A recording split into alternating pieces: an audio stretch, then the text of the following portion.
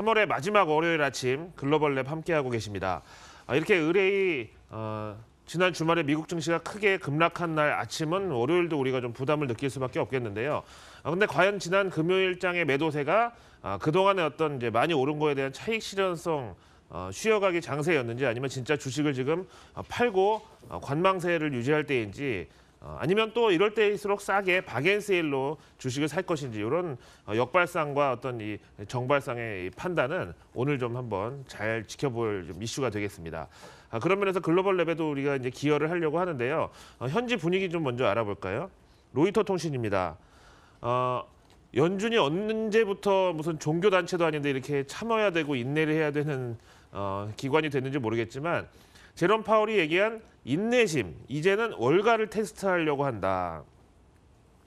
1분기 이제 실적이 지난주 페덱스가 한번 경종을 울려줬는데 이번 주에 나올 기업들도 대부분 1분기 실적이 좋지 못하고 1분기에 이어서 연결되는 올해 연간 실적도 그렇게 긍정적이지 못할 것이다. 이런 예상이 지금 나오고 있습니다. 그럼 연준의 경우는 금리 인상을 참아야 되고 매파적 기조를 하지 말아야 될 어떤 그 참을성과 인내심의 근거가 뭐였냐. 정말로 경기가 좋지 않은 게 아니야. 이런 우려가 점점 커지고 있고요. 말씀드린 지난주 페덱스 같은 경우에는 글로벌 전체 경기 민감주 겸 다국적 기업인데 이런 면에서 신고식을 호되게 치렀다고 봐야 되겠죠. 시총이 450억 달러니까 우리 돈으로 51조가 넘는데 현대차의 2배 그리고 SK하이닉스보다 약간 적은 이 정도의 회사가 실적 발표하자마자 순간 5% 급락했다는 거는 누가 봐도 좀 두려운 일이지만 또 반대로 얘기하면 약간 인위적인 성격이 없지 않다. 공매도나 이제 숏셀링이 많이 섞여 있지 않나 이런 의심도 할 수가 있겠습니다. 자, 그다음에 이번 주에 또 빅 이벤트가 하나 잡혀 있습니다. 바로 트럼프 선거 캠프와 러시아의 내통에 대해서 특검을 채택했던 이제 의회가 뮬러 특검 보고서를 이번 주 현지 시간 수요일 날 공개하게 됩니다. 그럼 우리는 이제 경제 채널이니까 과연 이 뮬러 특검 보고서가 증시에 어떤 영향을 주는지를 봐야 될 텐데 일단은 트럼프의 판정승이 어느 정도 이제 시장에 새어 나왔습니다. 그런 만큼 뮬러 특검 이러면 되게 그동안에 막 그 트럼프 탄핵까지도 가져올 수 있는 대단히 큰 리스크로 보여졌지만 이제 결과를 보니까 유명무실이었다. 한마디로 트럼프가 러시아와 뭐 내통했다는 혐의는 그야말로 증거가 없었다. 그럼에도 불구하고 변동성에 주의를 하자. 지금 워싱턴에서는 찬반 양론이 일고 있는데 이렇게 그야말로 그냥 유명무실의 보고서를 보고서 트럼프가 더 이제 승승장구해서 내년 재선까지 이제 밀고 나간다면 그야말로 이제 미국 경제와 국제 정세가 더 혼란스러울 수 있다는 거랑 또 트럼프가 이번 기회에 약간 겸손해지는 계기로 삼아가지고 모든 걸 다 신중하게 돌릴 수도 있다 이런 건데요.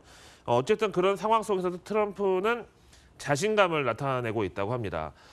진짜 이 뮬러 특검 넘기고 나면 트럼프는 그야말로 이제 거칠 것 없는 최고 권력을 휘두르는 그런 미국 대통령으로 이제 1년 동안 남을 수 있겠는데요.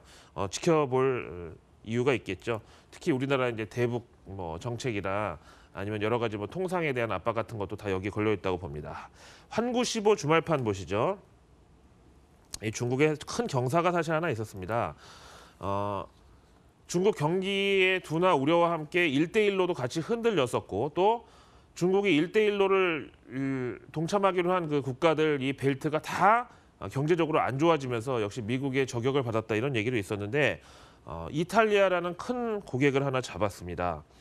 로마의 깃발 꽂은 중국은 짜요, 화이팅이죠. 이거를 외쳤다는 건데 지금 뭐 기세가 등등하다 보니까 왕이 중국 외교부장은 중국을 등지는 것은 바로 기회를 등지는 것이다. 이렇게 자신만만하게 한마디를 했어요. 자, 이탈리아와 중국이 도대체 어떤 연유로 손을 잡게 됐을까요?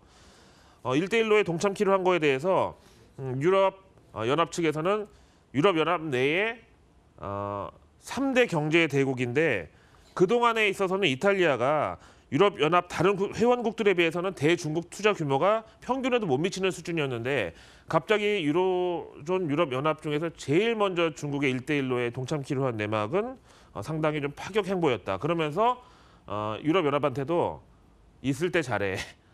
다른 쪽으로 나 갈 수도 있어. 뭐 이런 거였다는 거죠. 유로뉴스에서는 왕서방과 바람이 난 이탈리아에 대해서 EU가 한숨을 쉬었다. 그러면서 대단히 이제 largely symbolic, 대단히 상징적 의미이고 대신에 이제 실리나 베이징 쪽에 더 클 것 같다 이제 이런 얘기였는데 옥스퍼드 대학교 세계사 교수 피터 프랭크 오판의 지금 인터뷰 내용을 여기 실어놨어요. 그 내용인즉슨 이탈리아의 1대1로 파트너십은 상당히 큰 상징적 의미인데다가 이탈리아 입장에서는 또 리스크도 없지는 않다. 왜냐하면 이제 1대1로 여기 뭐 항만, 그다음에 뭐 교량, 뭐 철도 이런 거를 이제 건설을 해야 되는데 이제 비용에 있어서 중국이 전적으로 부담을 안 해주면은 솔직히 이탈리아도 지금 부채가 워낙에 심각하기 때문에 갑자기 이제 서로 악수하고 사인은 했는데 이제 돈 내는 데 있어서는 또 갑자기 싸울 수도 있다. 뭐 이런 얘기죠. 그다음에 영국으로 갑니다. 참 한때 식민지를 굿즈 수집하듯이 모으던 대영제국의 여야가 섀도우 복싱만 한 2년 동안 하다가 이제 심판으로부터 드디어 링에서 끌어내려질 지금 위기에 처해 있는데 영국 그 청원 페이지 우리나라랑 똑같이 있어요. 브렉시트를 무효화하자는 청원이 523만 건에 육박하고 있습니다. 여기도 10만 건을 넘으면 공개 토론의 의무가 있는데 아무래도 이번에 브렉시트에 대해서 브리메인 쪽으로 여론이 뒤집힐지를 좀 우리가 지켜봐야 되겠고 만약에 그렇게 된다고 하면 이제 브렉시트라는 이제 글로벌 경제에서의 리스크는 상당 부분 제거된다고 보고 그 다음에 이제 영국인들의 몫으로 남겨놔야 되겠죠.